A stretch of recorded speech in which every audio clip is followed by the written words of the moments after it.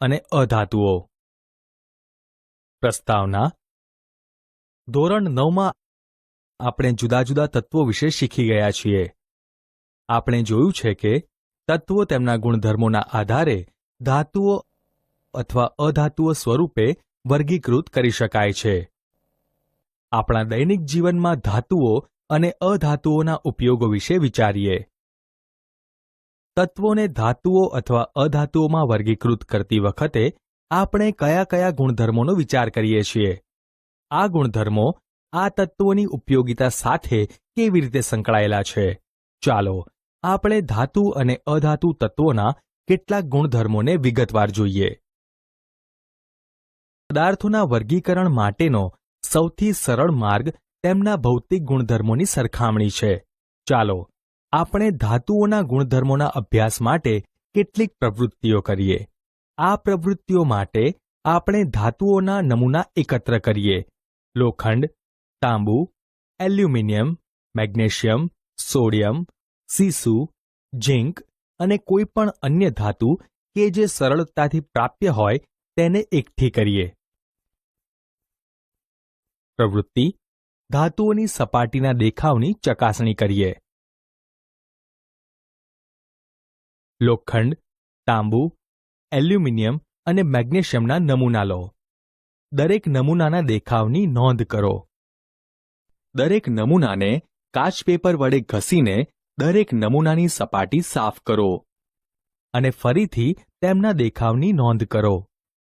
અવલોકન કરતા જણાશે કે ધાતુઓ તેમની સાફ એટલે કે શુદ્ધ અવસ્થામાં ચળકાટવાળી સપાટી ધરાવે છે. ધાત્વીય ચમક. ધાતુઓ તેમની શુદ્ધ અવસ્થામાં ચળકાટવાળી સપાટી ધરાવે છે. ધાતુઓના આ ગુણધર્મને ધાત્વીય ચમક કહે છે. પ્રવૃત્તિ.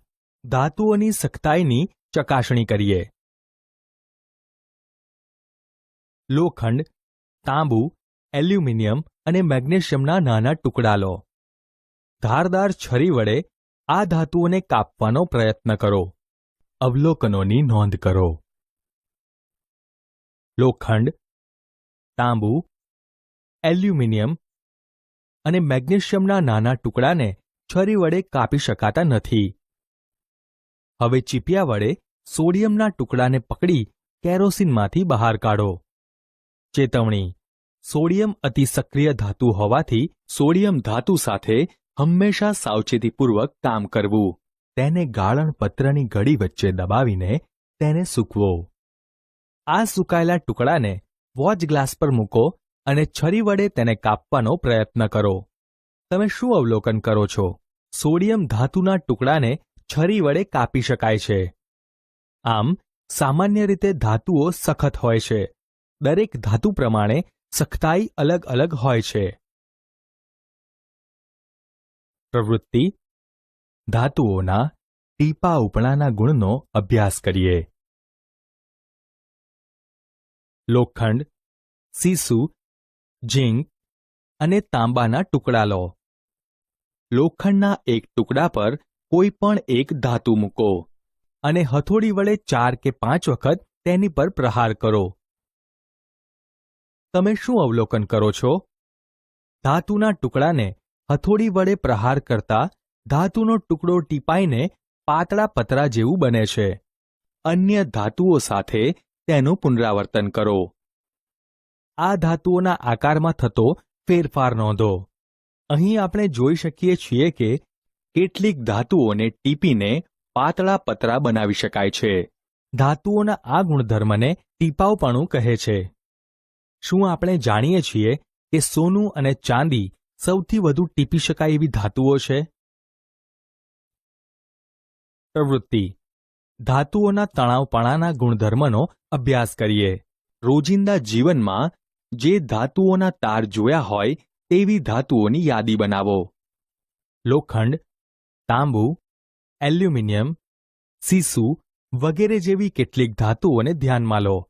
ઉપરોક્ત ધાતુઓ પૈકી કઈ ધાતુઓ તાર સ્વરૂપમાં પણ ઉપલબ્ધ છે? અહીં તાંબુ અને એલ્યુમિનિયમમાંથી સરળતાથી તાર ખેંચી શકાય છે. ધાતુઓની પાતળા તારમાં ફેરવાઈ જવાની ક્ષમતાને તણાવપણું કહે છે. સોનું સૌથી વધુ તનનીય ધાતુ છે. આપણને જાણીને આશ્ચર્ય થશે કે 1 ગ્રામ સોનામાંથી 2 કિલોમીટર લંબાઈનો તાર બનાવી શકાય છે. આપણે ધાતુઓને જરૂરિયાત પ્રમાણે જુદા જુદા આકારો આપી શકીએ છીએ. તે ધાતુઓના ટીપાઉપણા અને તણાવપણાના કારણે થાય છે. શું આપણે એવી કેટલીક ધાતુઓના નામ આપી શકીએ છીએ કે જે રસોઈના વાસણો બનાવવા ઉપયોગી છે? શું આપણે જાણીએ છીએ કે આ ધાતુઓ વાસણો બનાવવા માટે શા માટે વપરાય છે?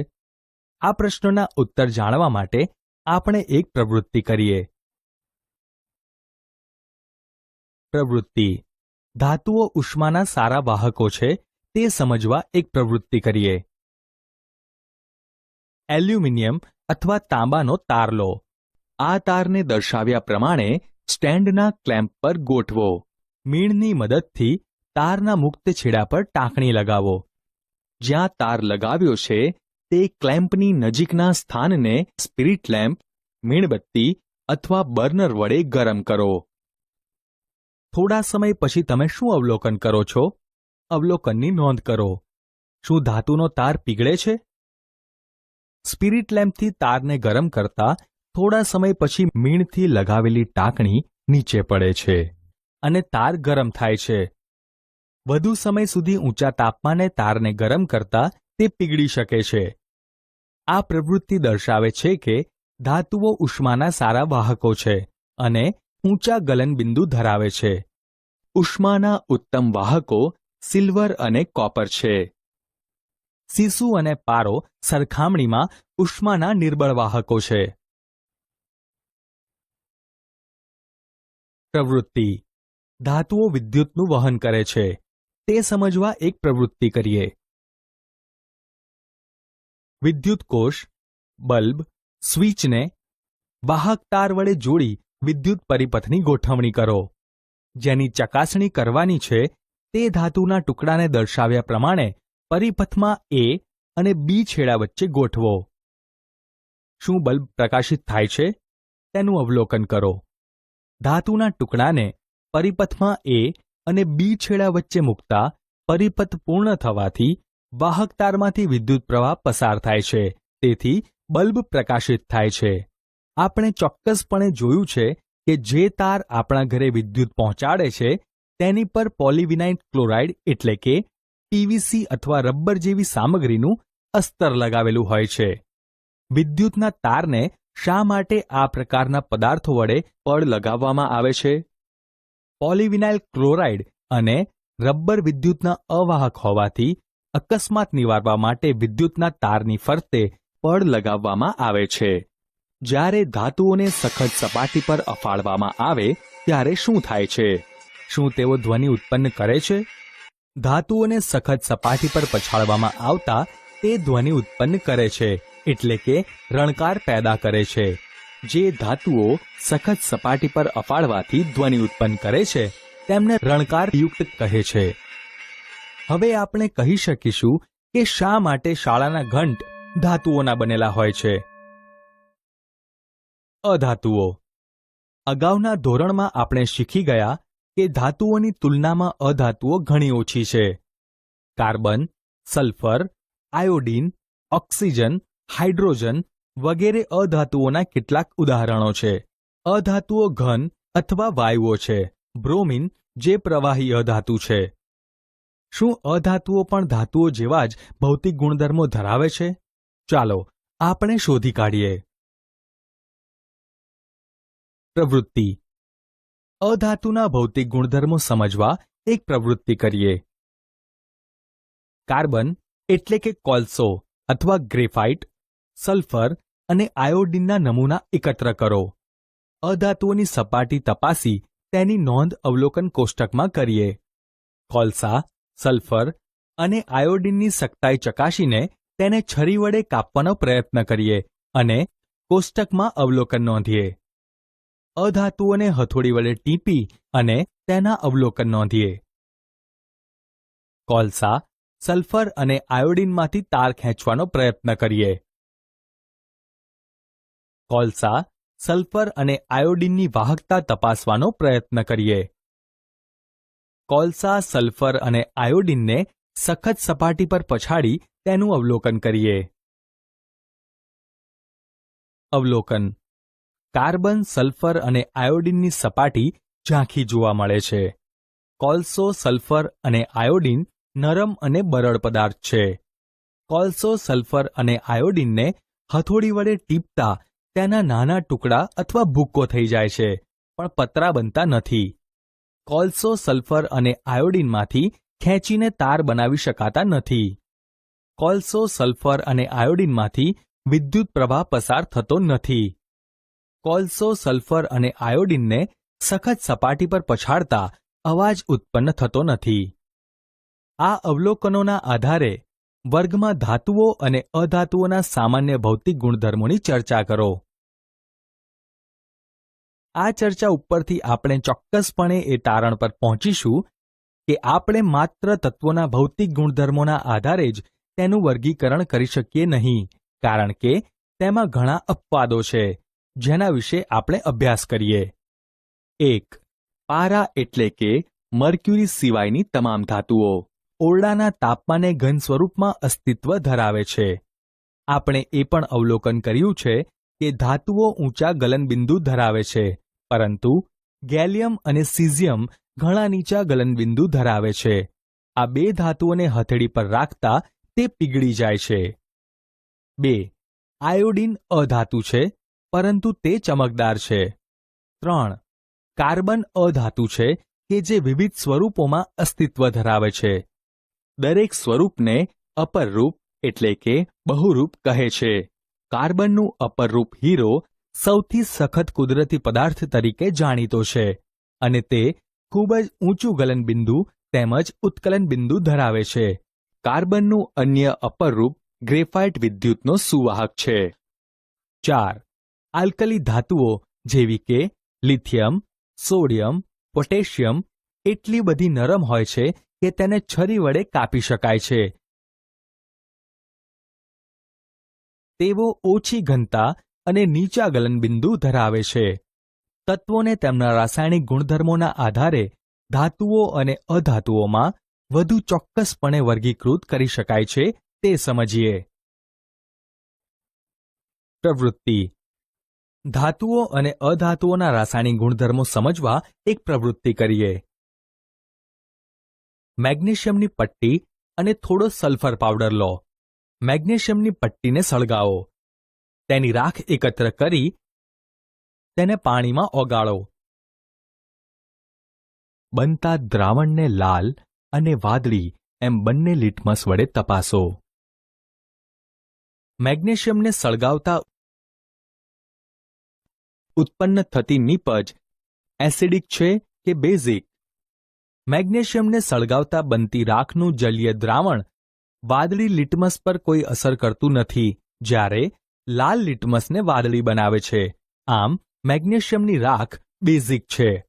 આ પ્રક્રિયાનું સમીકરણ આ પ્રમાણે લખી શકાય: 2Mg + O2 gives 2MgO. ગરમ કરતા. હવે સલ્ફર પાવડરને સળગાવો. ઉત્પન્ન થતા ધુમાડાને એકત્ર કરવા માટે સળગતા સલ્ફરની ઉપર ઊંધી કસનળી મૂકો. થોડા સમય પછી કસનળીને સીધી કરી તેમાં થોડું પાણી ઉમેરો અને હલાવો. બનતા દ્રાવણને વાદળી અને લાલ લિટમસ વડે તપાસો.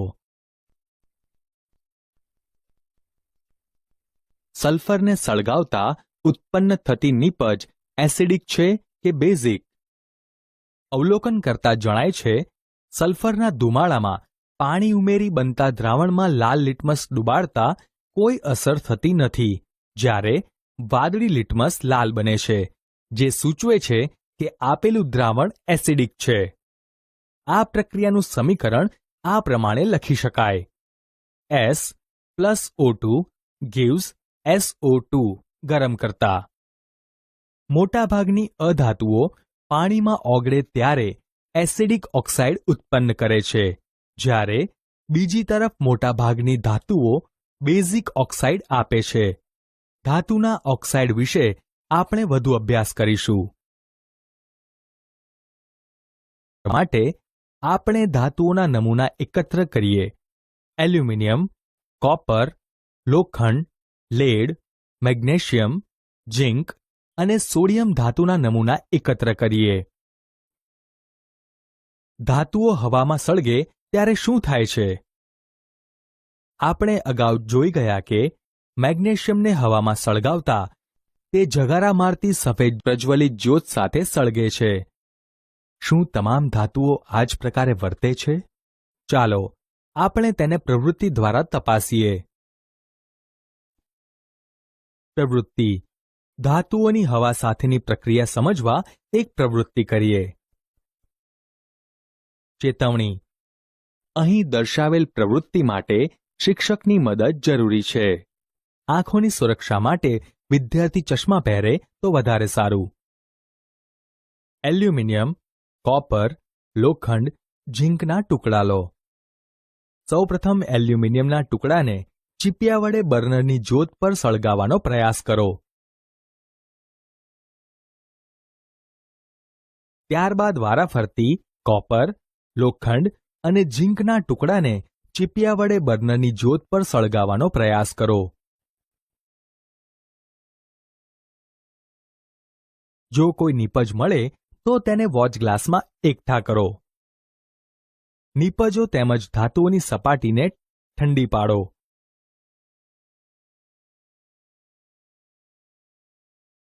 કઈ ધાતુઓ આસાનીથી સળગે છે? ધાતુ સળગી ત્યારે આપણે જ્યોતના કયા રંગનું અવલોકન કર્યું? સળગ્યા પછી ધાતુની સપાટી કેવી દેખાય છે? ધાતુઓને તેમની ઓક્સિજન પ્રત્યેની પ્રતિક્રિયાત્મકતાના ઉતરતા ક્રમમાં ગોઠવો. શું નીપજો પાણીમાં દ્રાવ્ય છે? અવલોકન કરતા જણાય છે કે ચારેય ધાતુઓ ઓક્સિજન સાથે સંયોજાઈને ધાતુ ઓક્સાઇડ બનાવે છે. એલ્યુમિનિયમ અને ઝિંક સરળતાથી સળગે છે, જ્યારે લોખંડ અને કોપર સરળતાથી સળગતા નથી. આમ એલ્યુમિનિયમ અને ઝિંકની સક્રિયતા લોખંડ અને કોપર કરતાં વધુ જોવામાં આવે છે. ચારેય નીપજો પાણીમાં અદ્રાવ્ય છે. ધાતુઓને હવામાં સળગાવતા તે ધાતુનો ઓક્સાઇડ બનાવે છે. આ પ્રક્રિયાનું સમીકરણ આ પ્રમાણે લખી શકાય: ધાતુ પ્લસ ઓક્સિજન gives ધાતુ ઓક્સાઇડ. ઉદાહરણ તરીકે, જ્યારે કોપરને હવામાં ગરમ કરવામાં આવે ત્યારે તે ઓક્સિજન સાથે સંયોજાઈ કોપર 2 ઓક્સાઇડ નામનો કાળો પદાર્થ બનાવે છે. 2Cu plus O2 gives 2CuO. તેવી જ રીતે એલ્યુમિનિયમને હવામાં ગરમ કરવામાં આવે ત્યારે તે ઓક્સિજન સાથે સંયોજાઈ એલ્યુમિનિયમ 3 ઓક્સાઇડ બનાવે છે. 4Al plus 3O2 gives 2Al2O3. અગાઉના પ્રકરણમાં આપણે કોપર ઓક્સાઇડની હાઇડ્રોક્લોરિક એસિડ સાથેની પ્રક્રિયા શીખી ગયા. આપણે શીખી ગયા કે ધાતુ ઓક્સાઇડ સ્વભાવે બેઝિક હોય છે, પરંતુ અમુક ધાતુ ઓક્સાઇડ જેવા કે એલ્યુમિનિયમ ઓક્સાઇડ, ઝિંક ઓક્સાઇડ વગેરે એસિડિક તેમજ બેઝિક એમ બંને વર્તણૂક દર્શાવે છે. એવા ધાતુ ઓક્સાઇડો કે જે એસિડ અને બેઝ એમ બંને સાથે પ્રક્રિયા કરીને ક્ષાર અને પાણી બનાવે છે, જે ઉભયગુણી ઓક્સાઇડ તરીકે ઓળખાય છે. એલ્યુમિનિયમ ઓક્સાઇડ આ પ્રમાણે એસિડ અને બેઝ સાથે પ્રક્રિયા કરે છે. Al2O3 plus 6HCl gives 2AlCl3 plus 3H2O. Al2O3 plus 2NaOH gives 2NaAlO2 plus H2O. મોટાભાગના ધાતુ ઓક્સાઇડ પાણીમાં અદ્રાવ્ય હોય છે, પરંતુ આમાંના અમુક પાણીમાં દ્રાવ્ય થઈ આલ્કલી બનાવે છે. સોડિયમ ઓક્સાઇડ અને પોટેશિયમ ઓક્સાઇડ પાણીમાં દ્રાવ્ય થઈ આ પ્રમાણે આલ્કલી ઉત્પન્ન કરે છે. Na2O solid plus H2O liquid gives 2NaOH aqueous. K2O solid plus H2O liquid gives 2KOH aqueous. આપણે પ્રવૃત્તિમાં જોયું કે તમામ ધાતુઓ ઓક્સિજન સાથે સમાન દરે પ્રક્રિયા કરતી નથી. ભિન્ન ભિન્ન ધાતુઓ ઓક્સિજન પ્રત્યે ભિન્ન ભિન્ન પ્રતિક્રિયાત્મકતા દર્શાવે છે. પોટેશિયમ અને સોડિયમ જેવી ધાતુઓ એટલી તીવ્ર પ્રક્રિયા કરે છે, જો તેને ખુલ્લામાં રાખવામાં આવે તો તે આગ પકડી લે છે. તેથી તેમને સુરક્ષિત રાખવા માટે અને આકસ્મિક આગ રોકવા માટે કેરોસીનમાં ડુબાડીને રાખવામાં આવે છે. સામાન્ય તાપમાને ધાતુઓ જેવી કે મેગ્નેશિયમ, એલ્યુમિનિયમ, ઝિંક, સીસુ વગેરેની સપાટીઓ ઓક્સાઇડના પાતળા સ્તર વડે ઢંકાઈ જાય છે. રક્ષણાત્મક ઓક્સાઇડનું સ્તર ધાતુનું વધુ ઓક્સિડેશન અટકાવે છે. લોખંડને ગરમ કરતા તે સળગતું નથી, પરંતુ લોખંડના ભુક્કાને બર્નરની જ્યોતમાં નાખતા તે તીવ્રતાથી સળગે છે. કોપર સળગતું નથી, પરંતુ ગરમ ધાતુ પર કાળા રંગનું કોપર-2 ઓક્સાઇડનું સ્તર લાગી જાય છે. ચાંદી અને સોનું ઊંચા તાપમાને પણ ઓક્સિજન સાથે પ્રક્રિયા કરતું નથી. શું તમે જાણો છો? એનોડીકરણ એ એલ્યુમિનિયમના ઓક્સાઇડનું જાડું પડ બનાવવાનો પ્રક્રમ છે. એલ્યુમિનિયમ જ્યારે હવાના સંપર્કમાં આવે છે ત્યારે ઓક્સાઇડનું પાતળું સ્તર તૈયાર થાય છે. એલ્યુમિનિયમ ઓક્સાઇડનું અસ્તર એટલે કે લીપણ તેના વધુ ઓક્સિડેશનનો પ્રતિકાર કરે છે. ઓક્સાઇડનું સ્તર વધુ જાડું બનતા આ પ્રતિક્રિયાત્મકતામાં સુધારો થાય છે. એનોડીકરણ દરમિયાન એલ્યુમિનિયમની સ્વચ્છ વસ્તુને એનોડ બનાવવામાં આવે છે અને મંદ સલ્ફ્યુરિક એસિડ વડે વિદ્યુત વિભાજન કરવામાં આવે છે. એનોડ પર ઉત્પન્ન થતો ઓક્સિજન વાયુ એલ્યુમિનિયમ સાથે પ્રક્રિયા કરી જાડું રક્ષણાત્મક ઓક્સાઇડ સ્તર બનાવે છે. આ ઓક્સાઇડ સ્તરને રંગક લગાવીને એલ્યુમિનિયમની વસ્તુઓને આકર્ષક બનાવી શકાય છે. આપણે ચોક્કસપણે અવલોકન કર્યું છે કે લીધેલા ધાતુના નમૂનાઓ પૈકી સોડિયમ સૌથી વધુ પ્રતિક્રિયાત્મક છે. મેગ્નેશિયમની પ્રક્રિયા ઓછી તીવ્ર છે, જે દર્શાવે છે કે તે સોડિયમ કરતાં ઓછી પ્રતિક્રિયાત્મક છે. પરંતુ ઓક્સિજન સાથે દહન પ્રક્રિયા આપણને ઝિંક, લોખંડ, કોપર અથવા સીસાની પ્રતિક્રિયાત્મકતા નક્કી કરવા માટે મદદરૂપ થતી નથી. ચાલો આપણે ધાતુઓની પ્રતિક્રિયાત્મકતાના ક્રમ અંગેના તારણ પર પહોંચવા માટે કેટલીક વધુ પ્રક્રિયાઓ જોઈએ. ધાતુઓ પાણી સાથે પ્રક્રિયા કરે ત્યારે શું થાય છે? પ્રવૃત્તિ: ધાતુઓની પાણી સાથેની પ્રક્રિયા સમજવા એક પ્રવૃત્તિ કરીએ. ચેતવણી: આ પ્રવૃત્તિમાં શિક્ષકની મદદ જરૂરી છે. એલ્યુમિનિયમ, કોપર, લોખંડ, lead, magnesium, zinc, sodium, calcium ધાતુઓના નમૂના એકત્ર કરો. ઠંડા પાણીથી અડધા ભરેલા બીકરમાં આ નમૂનાઓના નાના ટુકડા સ્વતંત્ર રીતે મૂકો. આપેલ પૈકી કઈ ધાતુઓ ઠંડા પાણી સાથે પ્રક્રિયા કરે છે? ધાતુઓને ઠંડા પાણી સાથેની પ્રતિક્રિયાત્મકતાના ચડતા ક્રમમાં ગોઠવો. શું કોઈ ધાતુએ પાણી પર આગ ઉત્પન્ન કરી છે? ફક્ત સોડિયમ ધાતુ ઠંડા પાણી સાથે પણ ઉગ્ર રીતે પ્રક્રિયા કરે છે અને ઉત્પન્ન થતો હાઇડ્રોજન તરત જ આગ પકડે છે. શું કોઈ ધાતુ થોડા સમય બાદ તરવાનું શરૂ કરે છે? હા, કેલ્શિયમ ધાતુ થોડા સમય બાદ તરવાનું શરૂ કરે છે. એવી ધાતુઓ કે જેમણે ઠંડા પાણી સાથે પ્રક્રિયા કરી નથી, તેને ગરમ પાણીથી અડધા ભરેલા બીકરમાં મૂકો. એલ્યુમિનિયમ, કોપર, લોખંડ, લેડ, મેગ્નેશિયમ અને ઝિંક ધાતુઓ ઠંડા પાણી સાથે પ્રક્રિયા કરતી નથી, તેથી તેને ગરમ પાણી ભરેલા બીકરમાં મૂકો. મેગ્નેશિયમ ધાતુ ગરમ પાણી સાથે પ્રક્રિયા કરે છે. એલ્યુમિનિયમ, કોપર, લોખંડ, લેડ, ઝિંક ધાતુઓએ ગરમ પાણી સાથે પ્રક્રિયા કરી નથી, આથી તેમની વરાળ સાથે પ્રક્રિયા કરાવીએ.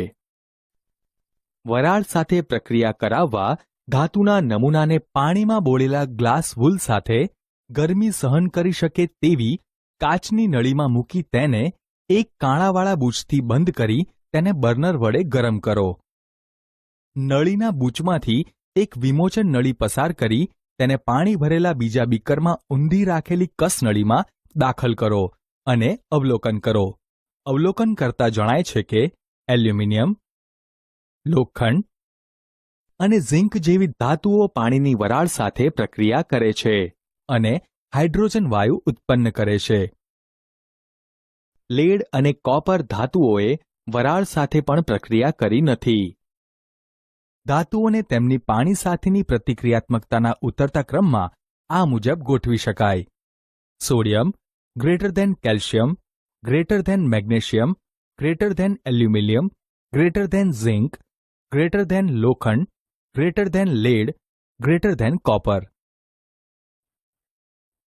ધાતુઓ પાણી સાથે પ્રક્રિયા કરે છે અને ધાતુ ઓક્સાઇડ અને હાઇડ્રોજન વાયુ ઉત્પન્ન કરે છે. ધાતુ ઓક્સાઇડો કે જે પાણીમાં દ્રાવ્ય હોય છે તે તેમાં ઓગળીને ધાતુ હાઇડ્રોક્સાઇડ બનાવે છે, પરંતુ તમામ ધાતુઓ પાણી સાથે પ્રક્રિયા કરતી નથી.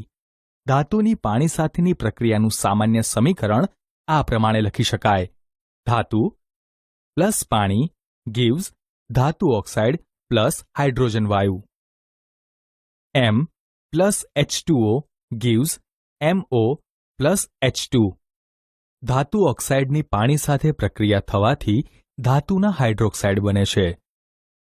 ધાતુ ઓક્સાઇડ પ્લસ પાણી gives ધાતુ hydroxide. MO plus H2O gives MOH twice. Potassium અને સોડિયમ જેવી ધાતુઓ ઠંડા પાણી સાથે ઉગ્ર રીતે પ્રક્રિયા કરે છે. સોડિયમ અને પોટેશિયમના કિસ્સામાં પ્રક્રિયા એટલી હદે તીવ્ર અને ઉષ્માક્ષેપક હોય છે કે ઉત્પન્ન થતો હાઇડ્રોજન તરત જ આગ પકડે છે.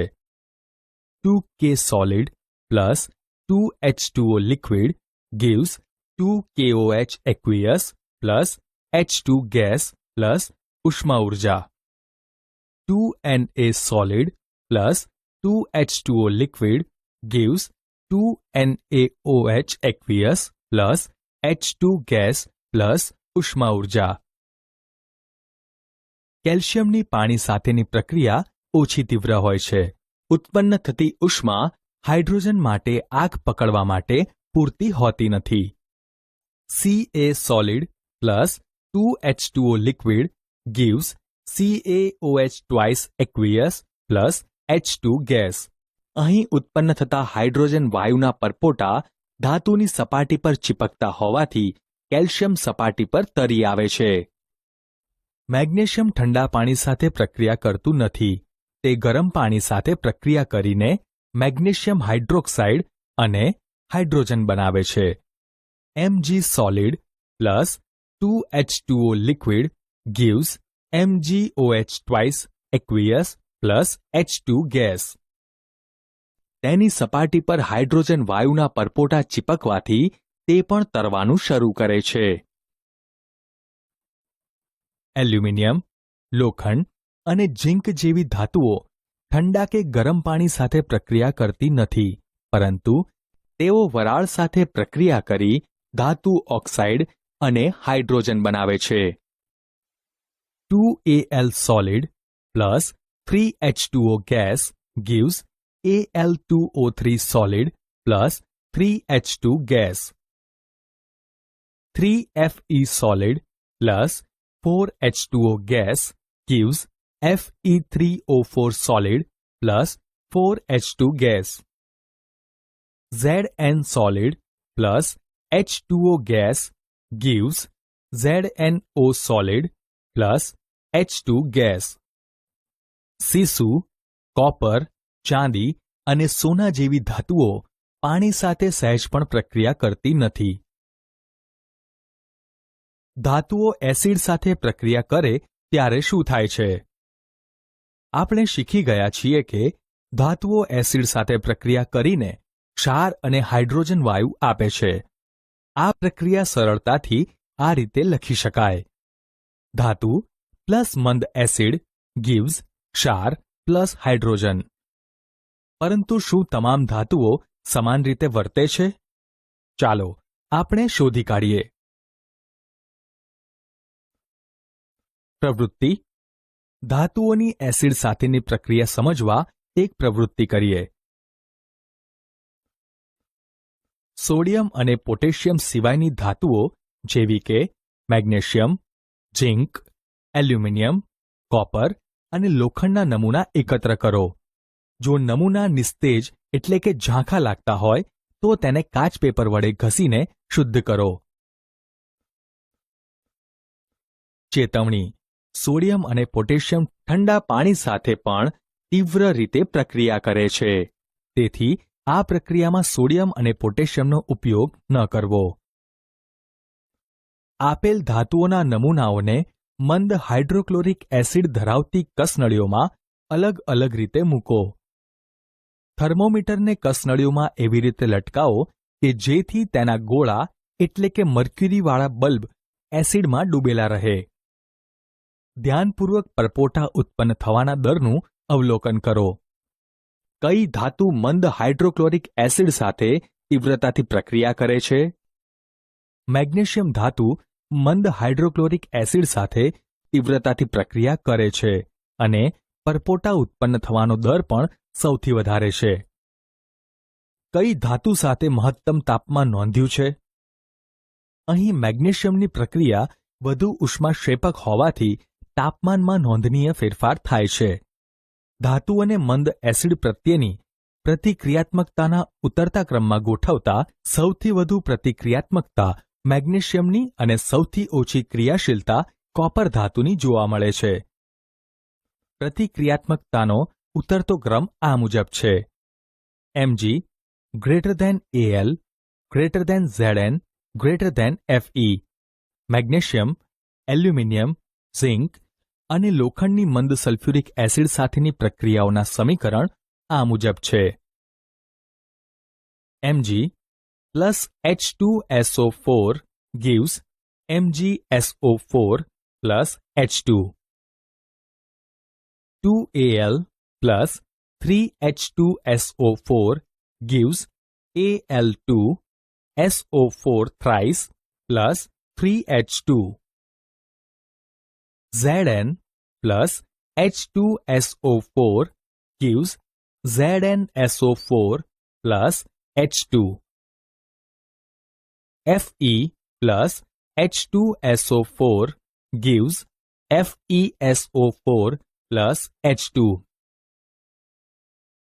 જ્યારે ધાતુની નાઇટ્રિક એસિડ સાથે પ્રક્રિયા થાય ત્યારે હાઇડ્રોજન વાયુ ઉત્પન્ન થતો નથી, કારણ કે HNO3 પ્રબળ ઓક્સિડેશન કરતા છે. તે H2નું ઓક્સિડેશન કરી પાણી ઉત્પન્ન કરે છે અને નાઇટ્રિક એસિડ પોતે કોઈપણ નાઇટ્રોજન ઓક્સાઇડ N2O, NO કે NO2માં રિડક્શન પામે છે. M plus HNO3 gives MO plus H2O plus NO.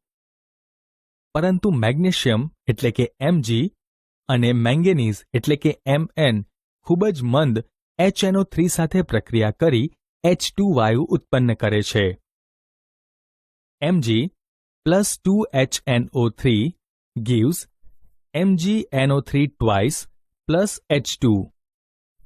Mn plus 2HNO3 gives MnNO3 twice plus H2.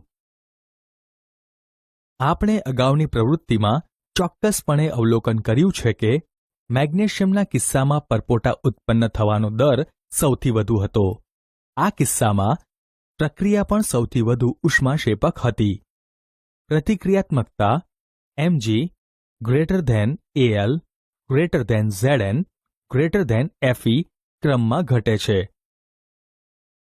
કોપરના કિસ્સામાં પરપોટા જોવા મળતા નથી અને તાપમાનમાં પણ કોઈ ફેરફાર થતો નથી. તે દર્શાવે છે કે કોપર મંદ HCl સાથે પ્રક્રિયા કરતી નથી. શું તમે જાણો છો? એક્વારિજિયા કે જેના માટે લેટિન શબ્દ રોયલ પાણી છે તે સાંદ્ર હાઇડ્રોક્લોરિક એસિડ અને સાંદ્ર નાઇટ્રિક એસિડનું 3:1 પ્રમાણમાં તાજું તૈયાર કરેલું મિશ્રણ છે. તે સોનાને ઓગાળી શકે છે, જ્યારે આ એસિડો પૈકી એક પણ એસિડ એકલો કામ કરી શકતો નથી. એક્વા એ પ્રબળ ક્ષારીય ધુમાયમાન પ્રવાહી છે. તે સોના અને પ્લેટિનમને ઓગાળી શકતા અમુક પ્રક્રિયકો પૈકીનો એક છે. ધાતુઓ અન્ય ધાતુના ક્ષારના દ્રાવણ સાથે કેવી રીતે પ્રક્રિયા કરે છે? પ્રવૃત્તિ: ધાતુઓની અન્ય ધાત્વિય ક્ષારના દ્રાવણ સાથેની પ્રક્રિયા સમજવા એક પ્રવૃત્તિ કરીએ. તાંબાનો એક શુદ્ધ તાર અને લોખંડની એક ખીલી લો. કસનળીઓમાં તાંબાના તારને આયર્ન સલ્ફેટના દ્રાવણમાં મૂકો અને લોખંડની ખીલીને કોપર સલ્ફેટના દ્રાવણમાં મૂકો. કઈ કસનળીમાં તમને પ્રક્રિયા થયેલી છે તેવું જાણવા મળે છે? કયા આધાર પર તમે કહી શકો કે ખરેખર પ્રક્રિયા થયેલ છે? અહીં કોપર સલ્ફેટનો વાદળી રંગ ધીરે ધીરે દૂર થાય છે અને લોખંડની ખીલી પર તાંબાના કણ જમા થાય છે. તેના આધારે કહી શકાય કે ખરેખર પ્રક્રિયા થયેલ છે. અહીં Feની સક્રિયતા Cu કરતાં વધુ હોવાથી વધુ સક્રિય ધાતુ Fe તેનાથી ઓછી સક્રિય ધાતુ Cuને તેના સંયોજન CuSO4ના દ્રાવણમાંથી વિસ્થાપિત કરી શકે છે. કસનળીમાં થયેલી પ્રક્રિયા માટે સમતુલિત રાસાયણિક સમીકરણ આ મુજબ છે: Fe solid plus CuSO4 aqueous gives FeSO4 aqueous plus Cu solid. અહીં એક સક્રિય ધાતુ વડે બીજી ધાતુના ક્ષારના દ્રાવણમાંથી વિસ્થાપિત કરતી હોવાથી તેને વિસ્થાપન પ્રક્રિયા કહે છે. સક્રિય ધાતુ તેનાથી ઓછી સક્રિય ધાતુને તેમના સંયોજનના દ્રાવણ અથવા પીગાળેલા સ્વરૂપમાંથી વિસ્થાપિત કરી શકે છે. અગાઉ આપણે જોઈ ગયા કે તમામ ધાતુઓ સમાન રીતે પ્રતિક્રિયાત્મક હોતી નથી. આપણે અલગ અલગ ધાતુઓની ઓક્સિજન, પાણી અને એસિડ સાથે પ્રતિક્રિયાત્મકતા ચકાસી, પરંતુ તમામ ધાતુઓ આ પ્રક્રિયકો સાથે પ્રક્રિયા કરતી નથી. તેથી આપણે એકત્ર કરેલા તમામ ધાતુના નમૂનાઓને તેમની પ્રતિક્રિયાત્મકતાના ઉતરતા ક્રમમાં મૂકી શકતા નથી. અગાઉના પ્રકરણમાં ભણી ગયેલ વિસ્થાપન પ્રક્રિયાઓ ધાતુઓની પ્રતિક્રિયાત્મકતા વિશે વધુ સારા પુરાવા આપે છે. તે સમજવું સહેલું અને સરળ છે. જો ધાતુ A એ ધાતુ Bને તેના દ્રાવણમાંથી વિસ્થાપિત કરે તો તે B કરતાં વધુ પ્રતિક્રિયાત્મક છે. ધાતુ A પ્લસ ધાતુ Bના ક્ષારનું દ્રાવણ gives ધાતુ Aના ક્ષારનું દ્રાવણ પ્લસ ધાતુ B. પ્રવૃત્તિમાં અવલોકનોને આધારે આપણે શીખી ગયા કે કોપર અને લોખંડ પૈકી લોખંડ ધાતુ વધુ પ્રતિક્રિયાત્મક છે. પ્રતિક્રિયાત્મકતા શ્રેણી એટલે કે સક્રિયતા શ્રેણી. પ્રતિક્રિયાત્મકતા શ્રેણી એટલે કે સક્રિયતા શ્રેણી એ ધાતુઓની ઘટતી જતી પ્રતિક્રિયાત્મકતાની ક્રમમાં ગોઠવેલી યાદી છે. વિસ્થાપન પ્રયોગો કર્યા બાદ આ પ્રમાણે સક્રિયતા શ્રેણીને વિકસાવવામાં આવેલી છે, જેને પ્રતિક્રિયાત્મકતા અથવા સક્રિયતા શ્રેણી કહે છે. K greater than Na greater than Ca greater than Mg greater than Al greater than Zn greater than Fe greater than Pb greater than H greater than Cu greater than Hg greater than Ag greater than Au.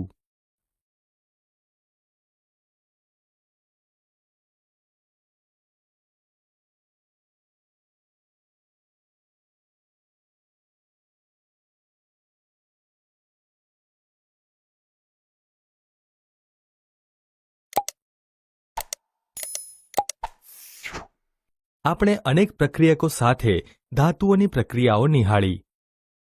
ધાતુઓ આ પ્રકારે પ્રક્રિયા શાથી કરે છે આપણે અગાઉના ધોરણમાં તત્વોની ઇલેક્ટ્રોનીય રચના શીખી ગયા હતા તે યાદ કરીએ. આપણે શીખી ગયા કે નિષ્ક્રિય એટલે ઉમદા વાયુઓ કે જે સંપૂર્ણ ભરાયેલી બાહ્યતમ કક્ષા ધરાવે છે તે ખૂબ જ અલ્પ પ્રમાણમાં રાસાયણિક ક્રિયાશીલતા દર્શાવે છે. તેથી આપણે તત્વોની પ્રતિક્રિયાત્મકતાને સંપૂર્ણ ભરાયેલા સંયોજકતા કક્ષા પ્રાપ્ત કરવાની વૃત્તિ તરીકે સમજી શકીએ. ચાલો આપણે નિષ્ક્રિય વાયુઓ અને કેટલીક ધાતુઓ તેમજ અધાતુઓની ઇલેક્ટ્રોનીય રચના પર એક નજર કરીએ. આપણે કોષ્ટક પરથી જોઈ શકીએ છીએ કે સોડિયમ પરમાણુની બાહ્યતમ કક્ષામાં એક ઇલેક્ટ્રોન છે. જો તે તેના M કક્ષામાંથી ઇલેક્ટ્રોન ગુમાવે તો હવે L કક્ષા થશે અને તે સ્થાયી અષ્ટક રચના ધરાવે છે. આ પરમાણુના કેન્દ્ર પાસે હજી પણ 11 પ્રોટોન છે, પરંતુ ઇલેક્ટ્રોનની સંખ્યા 10 થઈ જશે. તેથી ત્યાં અસરકારક ધનભાર થશે જે આપણને સોડિયમ ધનાયન Na પોઝિટિવ આપે છે. જ્યારે બીજી તરફ ક્લોરીનની બાહ્યતમ કક્ષામાં 7 ઇલેક્ટ્રોન છે અને ક્લોરીનને તેનું અષ્ટક પૂર્ણ કરવા માટે વધુ એક ઇલેક્ટ્રોનની જરૂર છે. જો સોડિયમ અને ક્લોરીન પ્રક્રિયા કરે ત્યારે સોડિયમ દ્વારા ગુમાવાતો ઇલેક્ટ્રોન ક્લોરીન દ્વારા મેળવી લેવાય. ઇલેક્ટ્રોન મેળવ્યા બાદ ક્લોરીન પરમાણુ એકમ ઋણ ભાર પ્રાપ્ત કરે છે કારણ કે તેના કેન્દ્રમાં 17 પ્રોટોન હોય છે અને તેના K, L અને M કક્ષાઓમાં 18 ઇલેક્ટ્રોન હોય છે. આ રીતે આપણને ક્લોરીન એનાયન Cl નેગેટિવ મળે છે.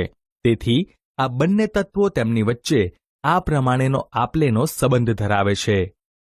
Na281 gives Na positive 28 plus electron. Cl287 plus electron gives Cl negative 288. Na positive plus Cl negative gives Na positive Cl negative. Sodium અને chloride આયનો વિરુદ્ધ ભારવાળા હોવાથી એકબીજાને આકર્ષે છે અને સ્થિર વિદ્યુત આકર્ષણ બળથી જકડાઈને સોડિયમ ક્લોરાઇડ એટલે કે NaCl સ્વરૂપે અસ્તિત્વ ધરાવે છે. અત્રે તે નોંધવા યોગ્ય છે કે સોડિયમ ક્લોરાઇડ અણુઓ સ્વરૂપે નહીં પરંતુ વિરુદ્ધ ભારવાળા આયનોના સમુચ્ચય સ્વરૂપે અસ્તિત્વ ધરાવે છે. ચાલો આપણે વધુ એક આયનીય સંયોજન મેગ્નેશિયમ ક્લોરાઇડનું નિર્માણ જોઈએ. મેગ્નેશિયમ પરમાણુની બાહ્યતમ કક્ષામાં 2 ઇલેક્ટ્રોન છે. જો તે તેના M કક્ષામાંથી 2 ઇલેક્ટ્રોન ગુમાવે તો હવે L કક્ષા થશે અને તે સ્થાયી અષ્ટક રચના ધરાવે છે. આ પરમાણુના કેન્દ્ર પાસે હજી પણ 12 પ્રોટોન છે, પરંતુ ઇલેક્ટ્રોનની સંખ્યા 10 થઈ જશે. તેથી ત્યાં ધનભાર થશે જે આપણને મેગ્નેશિયમ કેટાયન Mg2 પોઝિટિવ આપે છે. જ્યારે બીજી તરફ ક્લોરીનના બાહ્યતમ કક્ષાઓમાં 7 ઇલેક્ટ્રોન છે અને ક્લોરીનને તેનું અષ્ટક પૂર્ણ કરવા માટે વધુ એક ઇલેક્ટ્રોનની જરૂર છે. જો મેગ્નેશિયમ અને ક્લોરીન જોડાય તો મેગ્નેશિયમ દ્વારા ગુમાવાતા 2 ઇલેક્ટ્રોન 2 ક્લોરીન પરમાણુ એક મેળવી લે છે. ઇલેક્ટ્રોન મેળવ્યા બાદ ક્લોરીન પરમાણુ એકમ ઋણ ભાર પ્રાપ્ત કરે છે કારણ કે ક્લોરીનના કેન્દ્રમાં 17 પ્રોટોન હોય છે અને તેના K, L અને M કક્ષાઓમાં 18 ઇલેક્ટ્રોન હોય છે. આ રીતે આપણને ક્લોરીન એનાયન Cl નેગેટિવ મળે છે. તેથી આ બંને તત્વો તેમની વચ્ચે આ પ્રમાણેનો આપલેનો સંબંધ ધરાવે છે. Mg282 gives Mg2 positive 28 plus 2 electron. Cl287 plus electron gives Cl negative 288. Mg2 positive plus 2Cl negative gives Mg2 positive Cl2 negative. આ પ્રકારે ધાતુમાંથી અધાતુમાં ઇલેક્ટ્રોનની આપલે દ્વારા નિર્માણ પામતા સંયોજનો આયનીય સંયોજનો અથવા વિદ્યુત સંયોજક સંયોજનો તરીકે ઓળખાય છે. શું તમે MgCl2 માં હાજર રહેલા ધનાયન અને ઋણાયનના નામ આપી શકશો? આયનીય સંયોજનના ગુણધર્મો. પ્રવૃત્તિ. આયનીય સંયોજનોના ગુણધર્મો ચકાસવાની એક પ્રવૃત્તિ કરીએ. વિજ્ઞાન પ્રયોગશાળામાંથી sodium chloride, potassium iodide, barium chloride અથવા અન્ય કોઈ ક્ષારના નમૂના લો. આ ક્ષારોની ભૌતિક અવસ્થા શું છે? આ નમૂના ઘન સ્વરૂપમાં અસ્તિત્વ ધરાવે છે. ધાતુની ચમચી પર અલ્પ માત્રામાં નમૂના લો અને જ્યોત પર સીધા જ ગરમ કરો. અન્ય નમૂનાઓ સાથે આ જ પ્રક્રિયાનું પુનરાવર્તન કરો. શું અવલોકન કર્યું? શું નમૂનાઓ જ્યોતને કોઈ રંગ આપે છે? શું આ સંયોજનો પીગળે છે? અવલોકન કરતા જણાય છે કે સોડિયમ ક્લોરાઇડ જ્યોતમાં સોનેરી પીળો રંગ, પોટેશિયમ આયોડાઇડ જાંબલી રંગ અને બેરિયમ ક્લોરાઇડ લીલો રંગ આપે છે અને આ સંયોજનો ગરમીથી પીગળે છે. આપેલ નમૂનાઓને પાણીમાં, પેટ્રોલમાં અને કેરોસીનમાં ઓગાળવાનો પ્રયત્ન કરો. શું તેઓ દ્રાવ્ય થાય છે?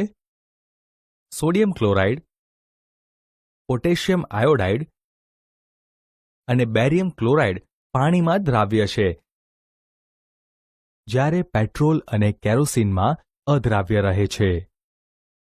વિદ્યુત કોષ, ગ્રેફાઇટના સળિયા, બલ્બ અને સ્વિચનો ઉપયોગ કરી એક પરિપથ બનાવો અને આપેલ પૈકી કોઈ એક ક્ષારના દ્રાવણમાં વિદ્યુત ધ્રુવો દાખલ કરો. શું અવલોકન કર્યું? અહીં ક્ષારના દ્રાવણમાં વિદ્યુત ધ્રુવો દાખલ કરતા પરિપથ પૂર્ણ થવાથી વીજ પ્રવાહ વહે છે અને બલ્બ પ્રકાશિત થાય છે. અન્ય ક્ષારના નમૂનાઓને પણ આ જ રીતે ચકાસો. આ સંયોજનોની પ્રકૃતિ વિશે આપણે શું અનુમાન કરી શકીએ? અહીં સોડિયમ ક્લોરાઇડ, પોટેશિયમ આયોડાઇડ અને બેરિયમ ક્લોરાઇડ પાણીમાં દ્રાવ્ય થાય છે અને પેટ્રોલ અને કેરોસીનમાં અદ્રાવ્ય છે. પાણી ધ્રુવીય દ્રાવક છે, જ્યારે કેરોસીન અને પેટ્રોલ અધ્રુવીય દ્રાવક છે. આયનીય સંયોજનો ધ્રુવીય દ્રાવકોમાં દ્રાવ્ય છે અને અધ્રુવીય દ્રાવકોમાં અદ્રાવ્ય છે. કેટલાક સંયોજનોના ગલનબિંદુ તેમજ ઉત્કલનબિંદુ કોષ્ટકમાં દર્શાવેલા છે. પ્રવૃત્તિના આધારે આપણે આયનીય સંયોજનોના ભૌતિક સ્વભાવ, દ્રાવ્યતા અને વિદ્યુતીય વાહકતા વિશે પ્રાયોગિક સમજ મેળવી. આપણે આયનીય સંયોજનોના સામાન્ય ગુણધર્મો વિશે વધુ અભ્યાસ કરીએ. 1. ભૌતિક સ્વભાવ. ધન અને ઋણ આયનો વચ્ચે પ્રબળ આકર્ષણ બળ હોવાના કારણે આયનીય સંયોજનો ઘન અને થોડા સખત હોય છે. આ સંયોજનો સામાન્ય રીતે બરડ હોય છે અને દબાણ આપતા તૂટીને ટુકડા થઈ જાય છે. 2. ગલનબિંદુ અને ઉત્કલનબિંદુ. આયનીય સંયોજનો ઊંચા ગલનબિંદુ અને ઉત્કલનબિંદુ ધરાવે છે. પ્રબળ આંતર આયનીય આકર્ષણને તોડવા માટે નોંધપાત્ર પ્રમાણમાં ઊર્જાની જરૂર પડે છે. તેના કારણે આમ બને છે. 3. દ્રાવ્યતા. વિદ્યુત સંયોજક એટલે કે આયનીય સંયોજનો સામાન્ય રીતે પાણીમાં દ્રાવ્ય તેમજ કેરોસીન, પેટ્રોલ જેવા દ્રાવકોમાં અદ્રાવ્ય હોય છે. 4. વિદ્યુતનું વહન.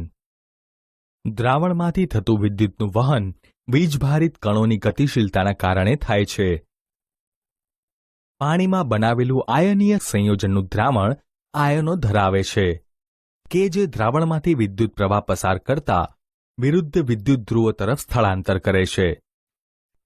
ઘન અવસ્થામાં આયનીય સંયોજનો વિદ્યુતનું વહન કરતા નથી, કારણ કે ઘનમાં તેમના બંધારણ દ્રઢ હોવાથી આયનોનું સ્થળાંતર શક્ય બનતું નથી. પરંતુ આયનીય સંયોજનો પીગળેલી અવસ્થામાં વિદ્યુતનું વહન કરે છે. ઉષ્માના કારણે વિરુદ્ધ વીજભાર ધરાવતા આયનો વચ્ચે સ્થિર વિદ્યુતીય આકર્ષણ બળો નિર્બળ બનતા પીગળેલી અવસ્થામાં આવું શક્ય બને છે. આમ આયનો આસાનીથી સ્થળાંતર કરી શકે છે અને વિદ્યુતનું વહન કરે છે. પૃથ્વીનું ભૂપૃષ્ઠ એટલે કે પૃથ્વીનો પોપડો ધાતુઓનો મોટો સ્ત્રોત છે. દરિયાનું પાણી પણ સોડિયમ ક્લોરાઇડ, મેગ્નેશિયમ ક્લોરાઇડ વગેરે જેવા દ્રાવ્ય ક્ષારો ધરાવે છે. જે તત્વો કે સંયોજનો પૃથ્વીના ભૂપૃષ્ઠમાંથી કુદરતી રીતે મળે છે તેને ખનિજો કહે છે. કેટલીક જગ્યાએ ખનિજો કોઈ ચોક્કસ ધાતુનું ઘણું ઊંચું ટકાવાર પ્રમાણ ધરાવે છે અને તેમાંથી ધાતુનું નિષ્કર્ષણ લાભદાયી હોઈ શકે છે, એટલે કે તેમાંથી ધાતુ લાભદાયી રીતે નિષ્કર્ષિત કરી શકાય છે. આવી ખનિજોને કાચી ધાતુ એટલે કે અયસ્ક કહે છે. ધાતુઓનું નિષ્કર્ષણ. આપણે ધાતુઓની સક્રિયતા શ્રેણી વિશે શીખી ગયા છીએ. આ બાબત જાણતા હોવાથી આપણે આસાનીથી સમજી શકીએ છીએ કે કાચી ધાતુમાંથી કેવી રીતે ધાતુ નિષ્કર્ષિત થાય છે. કેટલીક ધાતુઓ પૃથ્વીના ભૂપૃષ્ઠમાંથી મુક્ત અવસ્થામાં મળે છે, કેટલીક તેમના સંયોજનોના રૂપમાં મળે છે. સક્રિયતા શ્રેણીમાં તળિયે રહેલી ધાતુઓ સૌથી ઓછી સક્રિય છે. ધાતુઓ ઘણીવાર મુક્ત અવસ્થામાં મળે છે. ઉદાહરણ તરીકે સોનું, ચાંદી, પ્લેટિનિયમ અને કોપર મુક્ત અવસ્થામાં મળે છે. કોપર અને ચાંદી તેમની સલ્ફાઇડ અથવા ઓક્સાઇડ કાચી ધાતુ સ્વરૂપે સંયુક્ત અવસ્થામાં પણ મળે છે. સક્રિયતા શ્રેણીમાં ટોચ પર રહેલી ધાતુઓ જેવી કે પોટેશિયમ, સોડિયમ, કેલ્શિયમ, મેગ્નેશિયમ અને એલ્યુમિનિયમ એટલી હદે સક્રિય છે કે તે ક્યારેય કુદરતમાં મુક્ત તત્વ રૂપે મળતી નથી. સક્રિયતા શ્રેણીની મધ્યમાં રહેલી ધાતુઓ જેવી કે ઝિંક, આયર્ન અને લેડ મધ્યમ સક્રિય છે. તે પૃથ્વીના ભૂપૃષ્ઠમાં ઓક્સાઇડ અથવા કાર્બોનેટ સ્વરૂપે મળે છે. આપણે જોઈશું કે ઘણી ધાતુઓની કાચી ધાતુઓ ઓક્સાઇડ હોય છે. આમ થવાનું કારણ એ છે કે ઓક્સિજન ખૂબ જ સક્રિય તત્વ છે અને પૃથ્વી પર વિપુલ માત્રામાં મળે છે. આમ સક્રિયતાના આધારે આપણે ધાતુઓને નીચે દર્શાવેલ 3 પ્રકારમાં વર્ગીકૃત કરી શકીએ. 1. નીચી સક્રિયતા ધરાવતી ધાતુઓ. 2. મધ્યમ સક્રિયતા ધરાવતી ધાતુઓ. 3. ઊંચી સક્રિયતા ધરાવતી ધાતુઓ. દરેક પ્રકારમાં રહેલી ધાતુઓ મેળવવા માટે અલગ અલગ તકનીકોનો ઉપયોગ કરવામાં આવે છે. કાચી ધાતુઓમાંથી શુદ્ધ ધાતુઓના નિષ્કર્ષણમાં કેટલાક સોપાનોનો સમાવેશ કરવામાં આવેલ છે. આ સોપાનોનો સારાંશ આપેલ છે. અહીં દરેક સોપાનને વિસ્તૃત રીતે સમજાવેલ છે. ઊંચી સક્રિયતા ધરાવતી ધાતુઓના નિષ્કર્ષણમાં પ્રથમ પીગળેલી કાચી ધાતુનું વિદ્યુત વિભાજન કરી શુદ્ધ ધાતુ મેળવવામાં આવે છે. મધ્યમ સક્રિયતા ધરાવતી ધાતુઓમાં કાર્બોનેટ કાચી ધાતુ અને સલ્ફાઇડ કાચી ધાતુઓની સાથે જુદી જુદી પ્રક્રિયા કરવામાં આવે છે. કાર્બોનેટ કાચી ધાતુનું કેલ્શિનેશન કરી ધાતુઓનો ઓક્સાઇડ મેળવવામાં આવે છે, જેનું ક્રમશઃ રિડક્શન કરી મળતી ધાતુનું શુદ્ધિકરણ કરવામાં આવે છે. સલ્ફાઇડ કાચી ધાતુનું ભુંજન કરી ધાતુનો ઓક્સાઇડ મેળવવામાં આવે છે, જેનું ક્રમશઃ રિડક્શન કરી મળતી ધાતુનું શુદ્ધિકરણ કરવામાં આવે છે. નીચી સક્રિયતા ધરાવતી ધાતુઓમાં સલ્ફાઇડયુક્ત કાચી ધાતુનું ભુંજન કરી ધાતુ મેળવવામાં આવે છે, જેનું શુદ્ધિકરણ કરવાથી શુદ્ધ ધાતુ મેળવી શકાય છે. અયસ્કોની સમૃદ્ધિ એટલે કે ધનિકતા. પૃથ્વીમાંથી ખોદીને બહાર કાઢેલી કાચી ધાતુઓ સામાન્ય રીતે મોટી માત્રાની અશુદ્ધિઓ જેવી કે માટી, રેતી વગેરેથી દૂષિત હોય છે, જેને ગેંગ કહે છે. ધાતુના નિષ્કર્ષણ પૂર્વ તેમાંથી અશુદ્ધિઓ દૂર કરવી જરૂરી છે. કાચી ધાતુમાંથી ગેંગને દૂર કરવા માટે વપરાતી પદ્ધતિઓનો આધાર ગેંગ અને કાચી ધાતુના ભૌતિક અથવા રાસાયણિક ગુણધર્મો વચ્ચે રહેલા તફાવત પર રહેલો છે. તે પ્રમાણે અલગ અલગ અલગીકરણ તકનીકો અપનાવવામાં આવે છે. સક્રિયતા શ્રેણીમાં નીચે રહેલી ધાતુઓનું નિષ્કર્ષણ. સક્રિયતા શ્રેણીમાં નીચે રહેલી ધાતુઓ ખૂબ જ નિષ્ક્રિય હોય છે. આ ધાતુઓના ઓક્સાઇડને માત્ર ગરમ કરીને તેનું રિડક્શન થઈ શકે છે. ઉદાહરણ તરીકે સિન્નાબાર, જે મર્ક્યુરીની કાચી ધાતુ છે. જ્યારે તેને હવામાં ગરમ કરવામાં આવે ત્યારે પ્રથમ તે મર્ક્યુરિક ઓક્સાઇડમાં ફેરવાય છે. 2HgS solid plus 3O2 gas gives 2HgO solid plus 2SO2 gas ઉષ્માની હાજરીમાં. ત્યારબાદ મર્ક્યુરિક ઓક્સાઇડને વધુ ગરમ કરતા તેનું મર્ક્યુરીમાં રિડક્શન થાય છે. 2HgO solid gives 2Hg liquid plus O2 gas ઉષ્માની હાજરીમાં. એવી જ રીતે કોપર, કે જે કુદરતમાં Cu2S સ્વરૂપે તેના અયસ્ક તરીકે મળે છે, તેને હવામાં ગરમ કરવાથી કોપર મેળવી શકાય છે.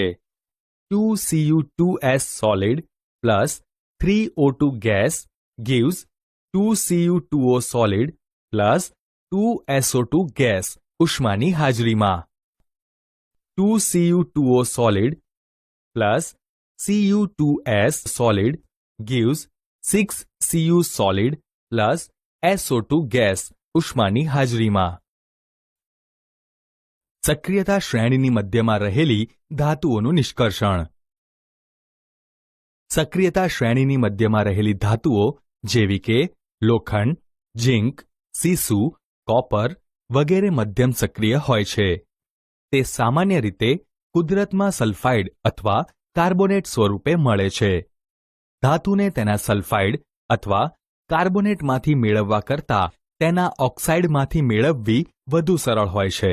તેથી રિડક્શન કરતા પહેલા ધાતુ સલ્ફાઇડ અથવા ધાતુ કાર્બોનેટને ધાતુ ઓક્સાઇડમાં ફેરવવા ખૂબ જરૂરી છે. સલ્ફાઇડ કાચી ધાતુને વધુ પ્રમાણમાં હવાની હાજરીમાં સખત ગરમ કરતા તે ઓક્સાઇડમાં ફેરવાય છે. આ પદ્ધતિને ભુંજન કહે છે. કાર્બોનેટ કાચી ધાતુને મર્યાદિત પ્રમાણમાં હવાની હાજરીમાં સખત ગરમ કરતા તે ઓક્સાઇડમાં ફેરવાય છે. આ પદ્ધતિને કેલ્સિનેશન કહે છે. ઝિંક અયસ્કના ભુંજન અને કેલ્સિનેશન દરમિયાન થતી રાસાયણિક પ્રક્રિયા આ પ્રમાણે દર્શાવી શકાય.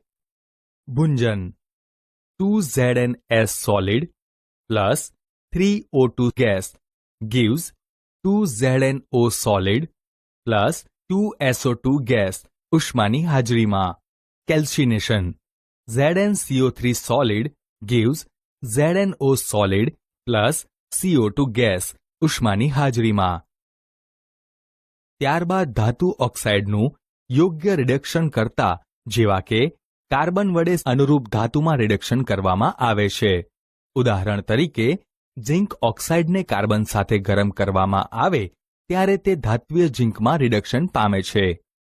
ZnO solid plus C solid gives Zn solid plus CO gas. આપણે અગાઉના પ્રકરણમાં સમજાવેલી ઓક્સિડેશન અને રિડક્શન પદ્ધતિથી પહેલેથી જ વાકેફ છીએ. ધાતુઓને તેમના સંયોજનોમાંથી મેળવવી એ પણ રિડક્શન પદ્ધતિ છે. કાર્બન એટલે કે કોકનો ઉપયોગ કરી ધાતુ ઓક્સાઇડનું ધાતુમાં રિડક્શન કરી શકાય છે. તે સિવાય કેટલીક વખત વિસ્થાપન પ્રક્રિયાઓ પણ ઉપયોગમાં લેવાય છે. ખૂબ જ સક્રિય ધાતુઓ જેવી કે સોડિયમ, કેલ્શિયમ અને એલ્યુમિનિયમ વગેરે રિડક્શન કરતા તરીકે વપરાય છે, કારણ કે તે નીચી સક્રિયતા ધરાવતી ધાતુઓને તેમના સંયોજનોમાંથી વિસ્થાપિત કરી શકે છે. ઉદાહરણ તરીકે જ્યારે મેંગેનીઝ ડાયોક્સાઇડને એલ્યુમિનિયમના ભૂકા સાથે ગરમ કરવામાં આવે ત્યારે આ મુજબની પ્રક્રિયા થાય છે. 3MnO2 solid plus 4Al solid gives 3Mn liquid plus 2Al2O3 solid plus ઉષ્મા. શું આપણે એવા પદાર્થોની ઓળખ કરી શકીએ કે જે ઓક્સિડેશન અથવા રિડક્શન પામે છે? આ વિસ્થાપન પ્રક્રિયા એક ખૂબ વધુ ઉષ્માક્ષેપક હોય છે. ઉત્પન્ન થતી ઉષ્માની માત્રા એટલી હદે વધુ હોય છે કે ઉદ્ભવતી ધાતુ પીગળેલી અવસ્થામાં હોય છે. વાસ્તવમાં આયર્ન 3 ઓક્સાઇડ Fe2O3 ની એલ્યુમિનિયમ સાથેની પ્રક્રિયાનો ઉપયોગ રેલવેના પાટા અથવા તિરાડ પડેલા મશીનના ભાગો જોડવામાં થાય છે. આ પ્રક્રિયા થર્મિટ પ્રક્રિયા તરીકે ઓળખાય છે. Fe2O3 solid plus 2Al solid gives 2Fe liquid plus Al2O3 solid plus ઉષ્મા. સક્રિયતા શ્રેણીમાં ટોચ પર રહેલી ધાતુઓનું નિષ્કર્ષણ. સક્રિયતા શ્રેણીમાં ટોચ પર રહેલી ધાતુઓ ખૂબ જ સક્રિય હોય છે. તેમના સંયોજનોને કાર્બન સાથે ગરમ કરવાથી તેને મેળવી શકાતી નથી. ઉદાહરણ તરીકે કાર્બન વડે સોડિયમ, મેગ્નેશિયમ, કેલ્શિયમ, એલ્યુમિનિયમ વગેરેના ઓક્સાઇડનું તેમની અનુરૂપ ધાતુઓમાં રિડક્શન કરી શકાતું નથી. આમ થવાનું કારણ એ છે કે ધાતુઓનું ઓક્સિજન પ્રત્યેનું આકર્ષણ કાર્બન કરતાં વધુ હોય છે. આ ધાતુઓ વિદ્યુત વિભાજનીય રિડક્શન દ્વારા મેળવી શકાય છે. ઉદાહરણ તરીકે સોડિયમ, મેગ્નેશિયમ અને કેલ્શિયમને તેમના પીગાળેલા ક્લોરાઇડના વિદ્યુત વિભાજન દ્વારા મેળવવામાં આવે છે. ધાતુઓ કેથોડ એટલે કે ઋણ વીજભારિત વિદ્યુત ધ્રુવ પર જમા થાય છે, જ્યારે ક્લોરીન એનોડ એટલે કે ધન વીજભારિત વિદ્યુત ધ્રુવ પર જમા થાય છે. પ્રક્રિયાઓ આ પ્રમાણે છે. કેથોડ પર sodium positive plus electron gives sodium. Anode પર 2Cl negative gives Cl2 plus 2 electron. તેવી જ રીતે એલ્યુમિનિયમને એલ્યુમિનિયમ ઓક્સાઇડના વિદ્યુત વિભાજનીય રિડક્શન દ્વારા મેળવવામાં આવે છે. ધાતુઓનું શુદ્ધિકરણ. અગાઉ વર્ણવેલી વિવિધ રિડક્શન જેવી પ્રક્રિયાઓ દ્વારા ઉત્પન્ન થતી ધાતુઓ સંપૂર્ણ રીતે શુદ્ધ હોતી નથી. તેઓ અશુદ્ધિ ધરાવે છે કે જેને શુદ્ધ ધાતુઓ મેળવવા માટે દૂર કરવી જરૂરી છે. અશુદ્ધ ધાતુઓના શુદ્ધિકરણ માટે સૌથી વ્યાપક પ્રમાણમાં વપરાતી પદ્ધતિ વિદ્યુત વિભાજનીય શુદ્ધિકરણ છે. વિદ્યુત વિભાજનીય શુદ્ધિકરણ. અનેક ધાતુઓ જેવી કે કોપર, ઝિંક, ટીન, નિકલ, ચાંદી, સોનું વગેરે વિદ્યુત વિભાજનીય રીતે મેળવી શકાય છે. આ પ્રક્રમમાં અશુદ્ધ ધાતુનો એનોડ અને શુદ્ધ ધાતુની પાતળી પટ્ટીનો કેથોડ બનાવવામાં આવે છે. ધાતુ ક્ષારના દ્રાવણનો વિદ્યુત વિભાજ્ય તરીકે ઉપયોગ કરવામાં આવે છે. ધાતુના એનોડ અને કેથોડને ક્ષારના દ્રાવણમાં મૂકી વિદ્યુત પ્રવાહ પસાર કરવામાં આવે છે. એનોડ તરીકે અશુદ્ધ ધાતુનો ઉપયોગ કરવામાં આવે છે. કેથોડ તરીકે શુદ્ધ ધાતુનો ઉપયોગ કરવામાં આવે છે. વિદ્યુત પ્રવાહ પસાર કરતા એનોડમાંથી શુદ્ધ ધાતુ વિદ્યુત વિભાજ્યમાં ઓગળે છે. વિદ્યુત વિભાજ્યમાંથી સમતુલ્ય પ્રમાણમાં શુદ્ધ ધાતુ કેથોડ પર જમા થાય છે. દ્રાવ્ય અશુદ્ધિઓ દ્રાવણમાં જાય છે, જ્યારે અદ્રાવ્ય અશુદ્ધિઓ એનોડના તળિયે નિક્ષેપિત થાય છે. એને એનોડ પંક કહેવાય છે. આ પદ્ધતિથી કોપરનું વિદ્યુત વિભાગીય રિડક્શન કરવામાં આવે છે. એસિડિક કોપર સલ્ફેટનું દ્રાવણ વિદ્યુત વિભાજ્ય તરીકે લેવામાં આવે છે. એનોડ તરીકે અશુદ્ધ કોપરનો સળિયો છે, જ્યારે કેથોડ શુદ્ધ કોપરની પટ્ટી છે. વિદ્યુત પ્રવાહ પસાર કરતા કેથોડ પર શુદ્ધ કોપર જમા થાય છે. કારણ વિશે આપણે શીખી ગયા. આ પ્રકરણમાં વધુ અભ્યાસ કરીશું. ચાંદીની વસ્તુઓને હવામાં ખુલ્લી રાખતા થોડા સમય બાદ તે કાળી પડી જાય છે. આમ થવાનું કારણ એ છે કે તે હવામાંના સલ્ફર સાથે પ્રક્રિયા કરી સિલ્વર સલ્ફાઇડનું સ્તર બનાવે છે.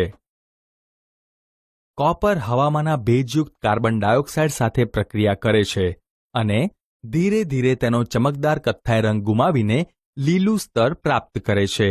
આ લીલો પદાર્થ કોપર કાર્બોનેટ છે. લોખંડને ભેજવાળી હવામાં લાંબો સમય ખુલ્લું રાખતા તેની પર કથ્થાઈ પદાર્થનો થર જામે છે. તેને કાટ કહે છે. ચાલો આપણે એવી પરિસ્થિતિઓ શોધી કાઢીએ કે જેમાં લોખંડને કાટ લાગે છે. તે માટે આપણે એક પ્રવૃત્તિ કરીએ. પ્રવૃત્તિ: કઈ પરિસ્થિતિમાં લોખંડને કાટ લાગે છે તેની તપાસ કરવી. 3 કસનળી લો અને દરેકમાં લોખંડની ખીલી મૂકો. આ કસનળીઓને A, B અને C નામ આપો. કસનળી A માં થોડું પાણી ઉમેરીને તેને બૂચ લગાવો. કસનળી B માં ઉકાળેલું શુદ્ધ પાણી ઉમેરો અને તેમાં 1 મિલીલીટર તેલ ઉમેરીને તેને બૂચ લગાવો. તેલ પાણી પર તરશે અને હવાને પાણીમાં ઓગળતી અટકાવશે. કસનળી C માં થોડો નિર્જળ કેલ્શિયમ ક્લોરાઇડ લો અને તેને બૂચ લગાવો. જો હવામાં ભેજ હશે તો નિર્જળ કેલ્શિયમ ક્લોરાઇડ ભેજ શોષી લેશે. થોડા દિવસો સુધી આ કસનળીઓને મૂકી રાખો અને પછી અવલોકન કરો. અવલોકન કરતા જણાય છે કે કસનળી A માં લોખંડની ખીલીઓ કટાય છે, પરંતુ કસનળી B અને C માં તે કટાતી નથી. કસનળી A માં ખીલીઓ હવા અને પાણી બંનેના સંપર્કમાં આવે છે. કસનળી B માં ખીલીઓ માત્ર પાણીના સંપર્કમાં આવે છે અને કસનળી C માં ખીલીઓ સૂકી હવાના સંપર્કમાં આવે છે. આવી પરિસ્થિતિઓ કે જેમાં લોખંડની વસ્તુને કાટ લાગે છે તેના વિશે તે આપણને શું કહે છે? આમ, હવા અને પાણીના સંપર્કમાં આવવાથી લોખંડને કાટ લાગે છે. ક્ષારણનો અટકાવ. લોખંડ ઉપર રંગ કરીને, તેલ લગાવીને, ગ્રીસ લગાવીને, ગેલ્વેનાઇઝિંગ કરીને, ક્રોમ પ્લેટિંગ કરીને, એનોડીકરણ દ્વારા અથવા મિશ્ર ધાતુઓ બનાવીને લોખંડનું ક્ષારણ અટકાવી શકાય છે. સ્ટીલ અને લોખંડને કાટ સામે રક્ષણ આપવા માટે તેમની પર ઝિંકનું પાતળું સ્તર લગાવવાની પદ્ધતિ ગેલ્વેનાઇઝેશન છે. જો ઝિંકનું સ્તર તૂટી જાય તો પણ ગેલ્વેનાઇઝ્ડ વસ્તુનું કાટ સામે રક્ષણ થાય છે. તેનું શું કારણ આપી શકો છો? ઝિંકની સક્રિયતા લોખંડ કરતાં વધુ હોવાથી ઝિંકનું ઓક્સિડેશન થાય છે. જ્યાં સુધી લોખંડ પર ઝિંકનું આવરણ હશે ત્યાં સુધી લોખંડનું ઓક્સિડેશન થતું નથી. મિશ્ર ધાતુ બનાવવી એ ધાતુના ગુણધર્મોમાં સુધારા કરવા માટેની સારી પદ્ધતિ છે. આ પદ્ધતિથી આપણે ઇચ્છિત ગુણધર્મો મેળવી શકીએ છીએ. લોખંડ વ્યાપક પ્રમાણમાં ઉપયોગમાં લેવાતી ધાતુ છે, પરંતુ તે ક્યારેય શુદ્ધ અવસ્થામાં વપરાતી નથી. આમ થવાનું કારણ એ છે કે શુદ્ધ લોખંડ ખૂબ જ નરમ હોય છે અને ગરમ હોય ત્યારે સહેલાઈથી ખેંચી શકાય તેવું હોય છે. પરંતુ જો તેને કાર્બનના થોડા પ્રમાણ આશરે 0.05% સાથે મિશ્ર કરવામાં આવે તો તે સખત અને મજબૂત બને છે. જ્યારે લોખંડને નિકલ અને ક્રોમિયમ સાથે મિશ્ર કરવામાં આવે ત્યારે આપણે સ્ટેનલેસ સ્ટીલ મેળવી શકીએ છીએ કે જે સખત હોય છે અને તેને કાટ લાગતો નથી. આમ, લોખંડને બીજા કેટલાક પદાર્થો સાથે મિશ્ર કરવામાં આવે તો તેના ગુણધર્મો બદલાય છે. વાસ્તવમાં કોઈ પણ ધાતુને જો બીજા કોઈ પદાર્થ સાથે મિશ્ર કરવામાં આવે તો તેના ગુણધર્મો બદલી શકાય છે. ઉમેરવામાં આવતો પદાર્થ ધાતુ અથવા અધાતુ હોઈ શકે છે. મિશ્ર ધાતુ એ 2 કે તેથી વધુ ધાતુઓ અથવા ધાતુ અને અધાતુનું સમાંગ મિશ્રણ છે. સૌપ્રથમ પ્રાથમિક ધાતુને પીગાળીને ત્યારબાદ નિશ્ચિત પ્રમાણમાં અન્ય તત્વો તેમાં ઓગાળીને તૈયાર કરવામાં આવે છે. ત્યારબાદ તેને ઓરડાના તાપમાને ઠંડી પાડવામાં આવે છે. શું તમે જાણો છો? શુદ્ધ સોનું 24 કેરેટ સોના તરીકે ઓળખાય છે અને ખૂબ જ નરમ હોય છે, તેથી તે ઘરેણાં બનાવવા માટે યોગ્ય નથી. તેને સખત બનાવવા માટે તેને ચાંદી કે કોપર સાથે મિશ્ર કરવામાં આવે છે. સામાન્ય રીતે ભારતમાં 22 કેરેટ સોનાને દાગીના બનાવવા માટે ઉપયોગમાં લેવાય છે. તેનો અર્થ એ થાય કે 22 ભાગ શુદ્ધ સોનું 2 ભાગ કોપર કે ચાંદી સાથે મિશ્ર કરવામાં આવે છે. જો ધાતુઓ પૈકીની એક મર્ક્યુરી હોય તો તે મિશ્ર ધાતુને સંરસ તરીકે ઓળખવામાં આવે છે. મિશ્ર ધાતુની વિદ્યુત વાહકતા અને ગલનબિંદુ શુદ્ધ ધાતુઓ કરતાં ઓછા હોય છે. ઉદાહરણ તરીકે પિત્તળ એ કોપર અને ઝિંકની મિશ્ર ધાતુ છે. બ્રોન્ઝ એ કોપર અને ટીનની મિશ્ર ધાતુ છે. બ્રોન્ઝ એ વિદ્યુતના સારા વાહકો નથી, જ્યારે કોપર વિદ્યુતીય પરિપથ બનાવવા વપરાય છે. સોલ્ડર એ સીસુ અને ટીનની મિશ્ર ધાતુ નીચું ગલનબિંદુ ધરાવે છે અને વિદ્યુતીય તારનું એકબીજા સાથે વેલ્ડિંગ એટલે કે રેણ કરવા માટે ઉપયોગમાં લેવાય છે. વધુ જાણવા જેવું. પ્રાચીન ભારતીય ધાતુકર્મ વિધિની અજાયબી. 1600 કરતાં વધુ વર્ષો પહેલા ભારતના લોખંડ કામદારો દ્વારા દિલ્હીમાં કુતુબ મિનાર પાસે લોહસ્તંભ બંધાયો હતો. તેઓએ એક પદ્ધતિ વિકસાવી કે જે લોખંડનું ક્ષારણ અટકાવતી હતી. તેના ક્ષારણ પ્રતિકારકતાના ગુણ માટે થઈને દુનિયાના તમામ ખૂણાના વૈજ્ઞાનિકો દ્વારા તેને ચકાસવામાં આવેલ છે. લોહસ્તંભ 8 મીટર ઊંચો અને 6 ટન એટલે કે 6000 કિલોગ્રામ વજનનો છે.